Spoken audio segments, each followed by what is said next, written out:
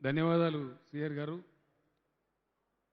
దళితులందరి పక్షాన మేము ఎదిగి చూపిస్తాం, ప్రపంచంతో పోటీపడి చూపిస్తామనే గొప్ప స్పిరిట్ని చెప్పినందుకు మీకు ధన్యవాదాలు తెలియజేస్తూ, గౌరవనీయులు రాష్ట్ర హోంశాఖ మంత్రివర్యులు శ్రీ మహమూద్ అలీ గారు మైనార్టీ సంక్షేమం ఇతర విషయాల గురించి చర్చించి ఈ తీర్మానాన్ని బలపరుస్తారు.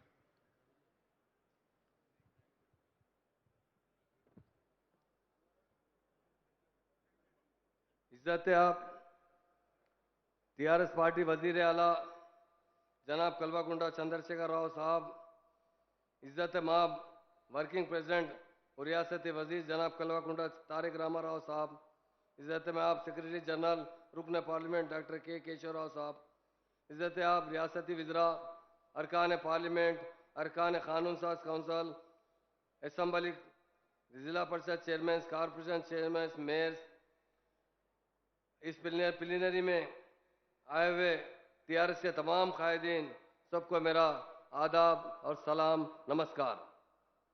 टीआरएस पार्टी के क़याम के 20 साल जश्न के इस पुरमसरत और यादगार मौके पर मैं इज्जत आप सदर टीआरएस पार्टी वजीर आला जनाब कल्वाकुंडा चंद्रशेखर राव साहब को सदर मुंतखब होने पर तेलंगाना के 4 करोड़ आवाम की तरफ से दिल की गहराइयों से मुबारकबाद पेश करता हूं।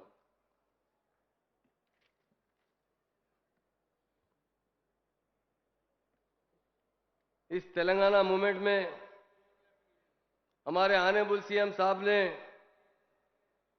2001 में जो तेलंगाना राष्ट्र समिति पार्टी कायम की थी, उनका एक ही मकसद था तेलंगाना हासिल करना। उस वक्त ये शेर बहुत कहा जाता था, मैं अकेला ही चला था जानिब मंजिल मगर लोग साथ आते गए और कारवान बनता गया।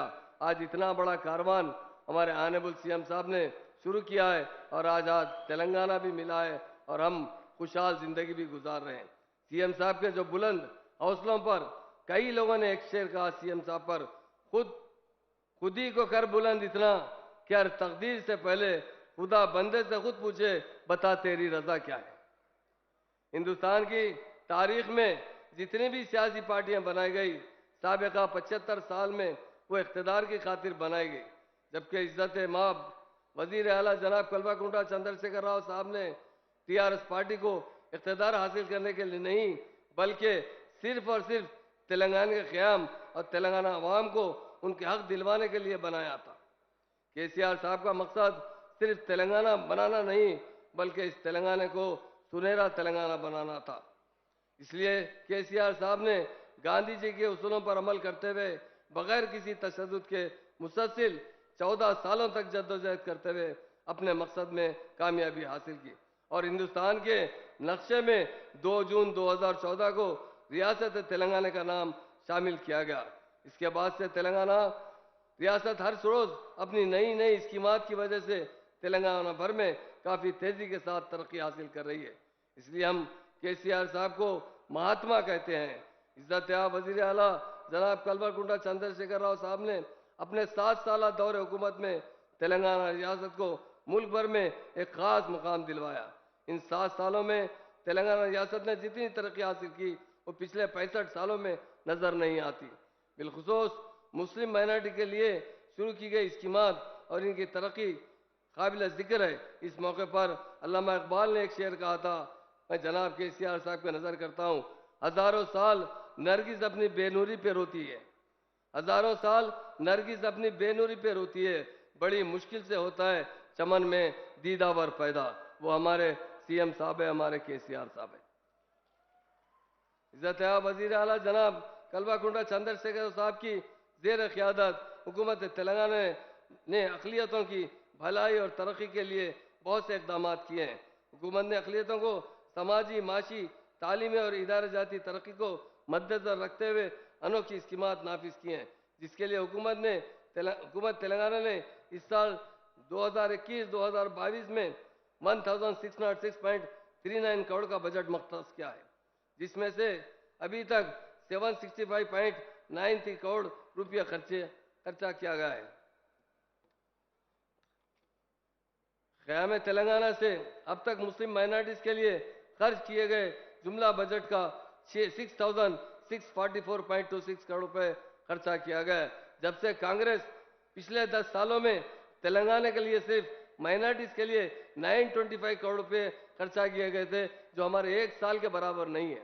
ये बात बताना चाहता हूं, दुनिया में बहुत से लोग पैदा होते हैं, बहुत से लीडर है, मगर कोई सेकुलर लीडर है, सारी कौमों को एक साथ देखने वाले कोई लीडर है, और हमारे महान और महात्मा लीडर केसीआर साहब है। मुसलमानों को दूसरी कौम की तरह तालीम याफ्ता बनाना हमारे केसीआर साहब का एजेंडा था, हमारे चीफ मिनिस्टर्स का। वो हमेशा कहते थे जब तक मुसलमान तालीम हासिल नहीं करेंगे वो तरक्की नहीं कर सकते। इसलिए हमारे सीएम साहब ने रेजिडेंशियल स्कूल खोला है। मैं आपसे एक बात बताना चाहता हूँ, 65 साल में 48 साल कांग्रेस ने हुकूमत की और 17 साल तेलुगु देशम ने हुकूमत की। सारे आंध्र प्रदेश में सिर्फ 12 रेजिडेंशियल स्कूल थे, जिसमें 3 से 3,500 बच्चे पढ़ा करते थे।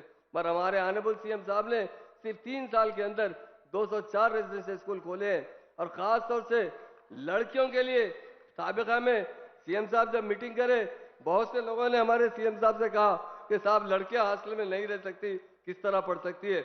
मगर हमारे महात्मा लीडर ने क्या कहा, जब तक हमारी बच्चों को हम तालीम नहीं देंगे वो अपने पाँव पे नहीं ठहर सकेंगे, अच्छी खुशहाल जिंदगी नहीं गुजार सकेंगे। इसलिए आज हमारे रेजिडेंशियल स्कूल में 54,501 लड़कियां पढ़ते हैं और 59,939 लड़के पढ़ते हैं।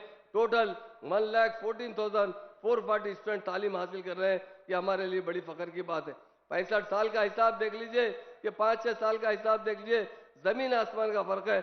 जब किसी कौम को तालीम देते हैं तो वही सब तरक्की कर सकती है। इसके लिए हमारे महान और महात्मा लीडर ने तेलंगाना बनने के बाद आप देखिए 10 साल के अंदर कांग्रेस का पूरा बजट 925 करोड़ का था, पर हमारे सीएम साहब ने खाली माइनॉरिटी रेजिडेंशियल स्कूल के लिए 1,789.26 करोड़ खर्चा किया है। इसके लिए मैं सीएम साहब का बहुत दिल के गहराई से शुक्रगुजार हूँ। हमारे बच्चे जो गरीब माँ बाप के बच्चे आला तालीम हासिल करने के लिए अमेरिका, ऑस्ट्रेलिया, लंदन जाना चाहते थे, मगर उनके पास जायदाद नहीं, पैसा नहीं, वो जा नहीं सकते थे टैलेंटेड बच्चे। हमारे ऑनरेबल सीएम साहब ने ओवरसीज स्कॉलरशिप शुरू की मुसलमानों के लिए। आज 2,235 student America, Australia, London, Japan में पढ़कर आए हैं। उनके लिए ऑनरेबल सीएम साहब ने 323.29 करोड़ रुपए खर्चा किया है। उसके लिए मैं शुक्रिया अदा करता हूँ।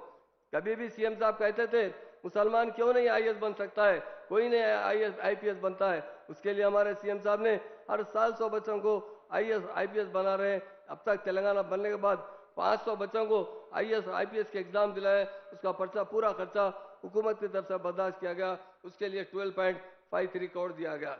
उसी तरह ट्यूशन फीस अभी तक जो बच्चों को दी गई है 9,23,704 स्टूडेंट्स को 389 करोड़ दिए गए। फीस रीइंबर्समेंट 7,14,536 स्टूडेंट को दिया गया। उसके लिए 1,372.6 करोड़ का खर्चा आया है। शादी मुबारक स्कीम, शादी मुबारक पहले भी की जाती थी बिल्कुल पूरे आंध्र प्रदेश में, या हमारे तेलंगाना में 100-150 लोगों की शादी की जाती थी। उनकी नीयत अच्छी नहीं थी। शादी में जो जहेज देते थे वो लोग मामूली मट्टी के शेर के पुराने कपड़े और जुमेरात भर के फर्नीचर लाकर देते थे। मगर हमारे महान और महात्मा लीडर ने क्या कहा, फर्नीचर किस तरह उनको पैसे दिए जाएं। और ये स्कीम जब लागू की गई लोग दंग थे, लोग कहते थे किस तरह मुमकिन है। हमारे ऑनरेबल सीएम साहब ने तेलंगाना बनने के बाद 1,95,825 मुस्लिम गर्ल्स की शादी करवाई है। लोग दिल से हाथ उठाकर दुआ देते हैं सीएम साहब को। सीएम साहब को अल्लाह अच्छा रखे, वो हमारे बच्चों को तालीम दिला रहे हैं और हमारे बच्चों की शादियों के लिए जो मदद कर रहे हैं उसकी रकम 1,534 करोड़ है। ये मामूली रकम नहीं है, ये मुस्लिम लड़कियों की शादी के लिए दिया गया है। उसी तरह इमाम और मौजन हमारे बड़े परेशान रहते थे, कई नुमाइंदगी होती थी।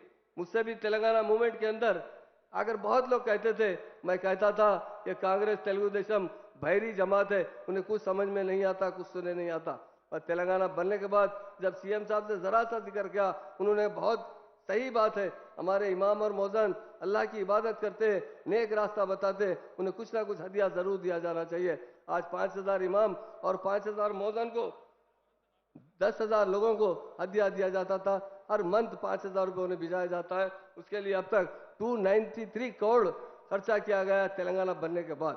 ये हमारा तेलंगाना का इंसाफ है, ये हमारे सीएम साहब का इंसाफ है। मैं समझता हूं हिंदुस्तान में कोई सीएम ऐसा नहीं है जो हमारे सीएम की तरह सारे लोगों को तरक्की देना चाहते हैं। लोग कहते हैं, हम खुद कहते हैं, हमारे आनेबुल सीएम साहब एक गॉड गिफ्ट है हमारे लिए। वो तेलंगाना के आवाम के लिए तेलंगाना भी लाए और तेलंगाना के सारे लोगों को खुशहाल बनाने वाले कोई लीडर है तो हमारे महान और महात्मा लीडर केसीआर साहब है। उसी तरह वो एक हैदराबाद के अंदर अनीसुल गुरबा मदरसा था, जब सीएम साहब से जिक्र किया गया वो शायद 300 350 गज पर था। सीएम साहब ने गवर्नमेंट की 4000 गज जमीन दी, उसके लिए 39 करोड़ रुपए सैंक्शन किए, वो बिल्डिंग बन रही है। उसी तरह एक जामिया निजामिया एक मुसलमानों का इदारा क्या, वो बहुत पुरानी यूनिवर्सिटी थी, बहुत मखदूश हालत में, वहाँ कोई ऑडिटोरियम नहीं था। जब सीएम साहब से कहा गया, उन्होंने उसके लिए 14.65 करोड़ सैंक्शन कर कर उसे मुकम्मल करवाया है। मक्का मस्जिद, आज जितने सालों से 300 साल से मक्का मस्जिद बनी है, आज तक किसी ने इतनी बड़ी रकम नहीं दी। हमारे सीएम साहब ने उसके लिए 8.48 करोड़ सैंक्शन किए और काम तकरीबन हो रहा है। इस्लामिक सेंटर, इंडिया में कहीं पर भी इस्लामिक सेंटर नहीं है, सिर्फ दिल्ली में है, वो भी 1 एकड़ 6 गुंठा पर है। आज हमारे आनेबुल सीएम साहब ने एक कीमती जमीन कोकापेट के अंदर 10 एकड़ जमीन दी है, उसके लिए 40 करोड़ रुपए सैंक्शन किए। सीएम साहब जहांगीर बिरा दरगाह की जियारत की है, उसी वक्त उसके लिए 25 एकड़ जमीन और 50 करोड़ रुपए सैंक्शन किए, वो बहुत जल्दी काम शुरू होने वाला है। और क्रिश्चियन भवन के लिए भी 2 एकड़ जमीन और 10 करोड़ रुपए सैंक्शन किए।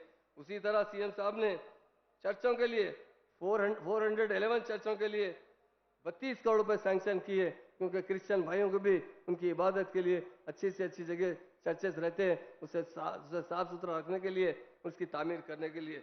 और वक्फ जायदादों का तहफ़्फ़ुज़ के लिए तेलंगाना बनने के बाद एक भी वक्फ की ज़मीन पर एक ही ज़मीन हुकूमत की तरफ से नहीं बेची गई, जबकि कांग्रेस और तेलुगु देशम के हर दौर में वक्फ की ज़मीनें बेची गई। उल्टा हमारे सीएम साहब ने उसका तहफ़्फ़ुज़ के लिए 290 करोड़ दिए हैं हुकूमत की तरफ से, ताकि वक्फ बोर्ड को मुस्तकिम बना जाए, मुसलमानों की जायदाद की हिफाजत की जाए। और इसी तरह 117 शादी खानों के लिए 41.49 करोड़ दिए गए, जो तामीर हो चुके हैं और कुछ तामीर हो रहे हैं। उसी तरह गंगा जमुना तहजीब, सारे हिंदुस्तान में कोई नारा देने वाला गंगा जमुना तहजीब का है तो हमारे महान और महात्मा लीडर है। सारे लोगों को एक ही नज़र से देखने वाले हैं, कभी किसी को आगे पीछे नहीं देखते। तेलंगाना बनने से बड़े प्रॉब्लम होते थे, क्रिमिनल राइट्स होते थे, कभी कोई ईद मनाते तो बड़े परेशान रहते थे लोग। पर हमारे ऑनरेबल सीएम साहब ने खासतौर से रमजान में 27 लाख लोगों को गिफ्ट दिए हैं, जिसके लिए 176 करोड़ सैंक्शन किया गया। क्रिसमस के लिए ऑनरेबल सीएम साहब ने 14,16,000 लोगों को ये गिफ्ट दिए हैं, जिसके लिए 102.6 करोड़ सैंक्शन किए गए। तेलंगाना क़याम से पहले उर्दू सेकेंड लैंग्वेज पूरे डिस्ट्रिक्टों में नहीं थी, कुछ डिस्ट्रिक्टों में थी। हमारे ऑनरेबल सीएम साहब ने तेलंगाना बनने के बाद उर्दू को सेकेंड लैंग्वेज का दर्जा दिया। आज सारे तेलंगाना में उर्दू तेलंगाना की दूसरी जबान है। उसी तरह इस पर अमल करते हुए इससे पहले कहीं भी मिनिस्टरों के पास, कलेक्टरों के पास उर्दू ट्रांसलेटर नहीं थे। हमारे ऑनरेबल सीएम साहब ने 66 उर्दू ट्रांसलेटर को अपॉइंट किया, वो सारे के सारे कलेक्टर के पास है, मिनिस्टरों के पास है। अगर कोई उर्दू में लेटर लिखा है तो पढ़ कर मिनिस्टर को सुनाते हैं और फिर उसका जवाब उर्दू में लिख के भिजाते हैं। इतना उर्दू को चाहने वाले कोई लीडर है तो हमारे महान और महात्मा लीडर केसीआर साहब है। इसी तरह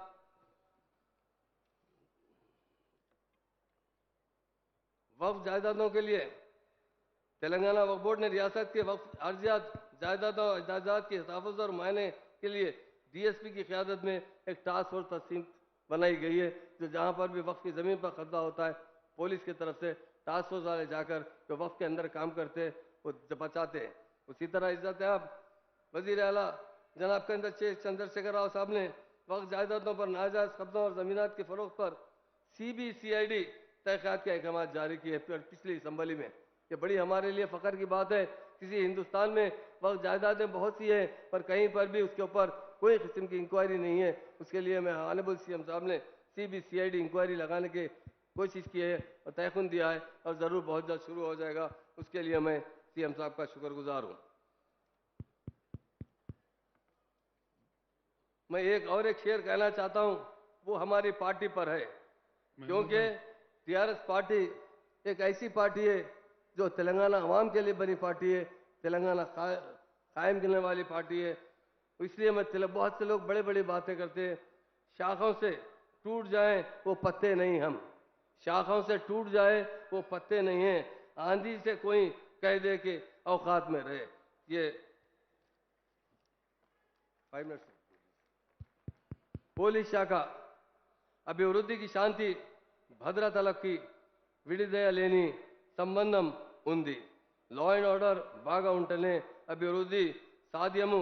ముఖ్యంగా పోలీస్ సేవలు ప్రజలకు అత్యంత అందుబాటులో ఉండాలి.